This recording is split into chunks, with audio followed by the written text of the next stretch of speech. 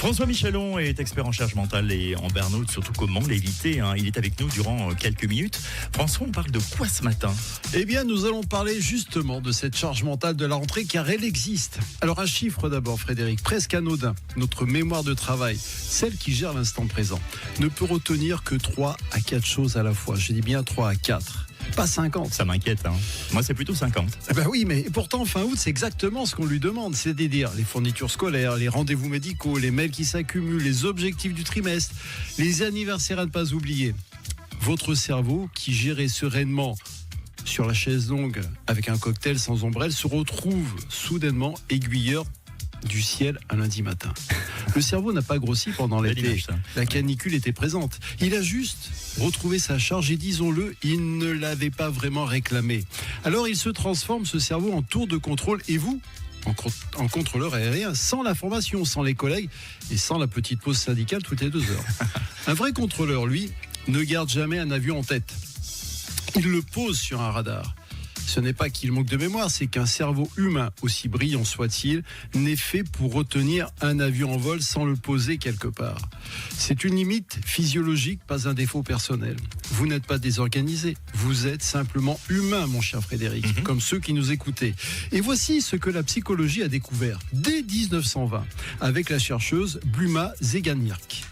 Une tâche inachevée continue de mobiliser une part de notre attention, même quand on ne s'occupe pas consciemment. Oui, on l'a mis quelque part dans un tiroir. C'est ça. Et le tiroir s'ouvre. Ce n'est pas de la fatigue mentale, c'est un rappel actif en boucle, tant que la boucle n'est pas fermée. Alors, c'est pas de la fatigue mentale, c'est un rappel actif en boucle, tant que la boucle n'est pas fermée, je le répète. Voilà pourquoi vous pensez à ce mail non répondu sur la douche, à ce rendez-vous à prendre en pleine réunion. Votre cerveau vous relance toujours au pire moment. Ce ne sont pas des pensées parasites, ce sont des avions qui tournent, faute de pistes pour se poser. C'est là que ça devient intéressant. Fermer la boucle ne veut pas dire régler le problème, ça veut dire le poser. Le simple fait d'écrire, prendre rendez-vous chez le dentiste par exemple sur une feuille suffit à faire taire l'avion, même si vous n'appelez le dentiste que la semaine prochaine. Votre cerveau, contrairement à votre dentiste, se contente d'un rendez-vous qu'on ne fixe jamais vraiment. Il ne distingue pas ces faits de ces notés quelque part de fiable. Il relâche la boucle dès que la tâche existe ailleurs que dans sa mémoire vive.